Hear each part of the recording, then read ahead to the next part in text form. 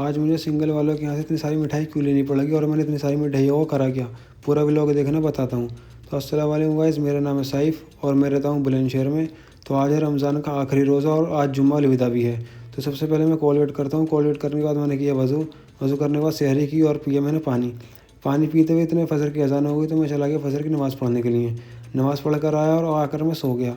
और सुबह उठा तो सबसे पहले मैंने यहाँ पर नहाया धोया। नहा धोने के बाद मैंने बाहर जाकर देखा तो यहाँ बहुत तगड़ी बारिश आ रही थी, क्योंकि बारिश अभी 2 दिन की बताई थी, कल की और आज की। आज है जुम्मा, तो मैं निकल जाता हूँ अभी दुकान के लिए। बारिश आज ही ख़त्म हो जानी चाहिए क्योंकि कल है ईद, और अगर ईद पर बारिश आती है तो सारा प्लान का और सारा मज़े का किरकिरापन हो जाएगा।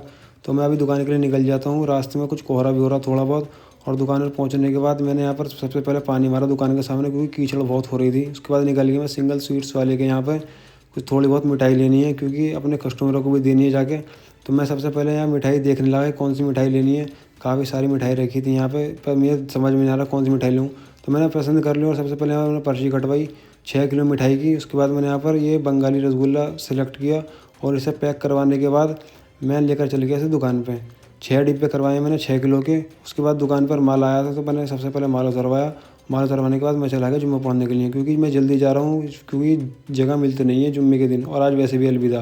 तो आज नमाज़ पढ़ने के बाद मैं सीधे चला गया मिठाई का डिब्बा देने के लिए मिस्त्री के यहाँ पे। तो मिस्त्री मिठाई का डिब्बा देख के एकदम खुश से खुश हो गया। फिर दूसरी जगह आया मैं, और यहाँ भी किन-मिन बारिश चालू हो चुकी है। उसके बाद मैं थोड़ी खरीदारी करने पहुँचा। 2 मैंने अंडरवियर खरीदे और 2 खरीदे मैंने बनियान, क्योंकि मैं अभी ईद पे नई-नई चीज़ पहनने का शौक़ होता है हर किसी को। तो उसके बाद मैं चला गया यहाँ पर असर की नमाज़ पढ़ने के लिए। असर का वक्त हो चुका था। नमाज़ पढ़ के आया मैं सीधा। 2 अनार खरीदे मैंने यहाँ पे, और थोड़े बहुत सेब और थोड़े अंगूर खरीदे, क्योंकि कस्टर्ड में बहुत ज़रूरी होता है ये। तो 7.5 को एक डिब्बा मैंने मिठाई का और दे दिया। उसके बाद हम निकल गए मगरिब की नमाज़ पढ़ने के लिए, क्योंकि मैंने इफ्तार आज सिकंदराबाद में नहीं करा, थोड़ी लेट हो गई इसलिए। और यहाँ पर हम आ गए फिर ऊपर चाँद देखने के लिए। तो चाँद भी ज़बरदस्त नज़र आ रहा था, एकदम बेहतरीन वाला। उसके बाद हम रिहानर में निकले घर के लिए, क्योंकि अभी हम बुलंदशहर भी जाना है, थोड़ा काम वाम करवाना। उसके बाद हम आ गए सीएनजी डलवाने के लिए कार में, और फिर सूजल को मैंने बुला लिया कॉल करके। तो हम चल दिए फिर बुलंदशहर। हमें लेना है आज मोबाइल का कवर, और इस पर लेंस फिल्टर चढ़वाने हैं, और इस पर मेमोरी भी लगवानी है।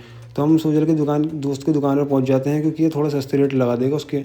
तो हम यहाँ पर सबसे पहले अभी कवर देख रहे हैं मोबाइल का। तो मुझे पसंद नहीं आ रहा था, मुझे चाहिए कोई एकदम बेहतरीन वाला सफ़ेद कलर में। तो यहाँ पे मुझे मिल जाता है। उसके बाद मैं लगवा लेता हूँ यहाँ पर मेमोरी ना अपने मोबाइल पर। मेमोरी लगवाने के बाद फिर लगवाता हूँ अपने इस पर लेंस लगवाने के बाद हम पहुँच जाते हैं डिस्पोजल की दुकान पर। यहाँ से हम खरीदते हैं प्लेट, कटोरी और चमची। उसके बाद हम आ जाते हैं घर। तो आप सबको मेरी तरफ से ईद मुबारक एडवांस में, और मिलते हैं कल के व्लॉग में।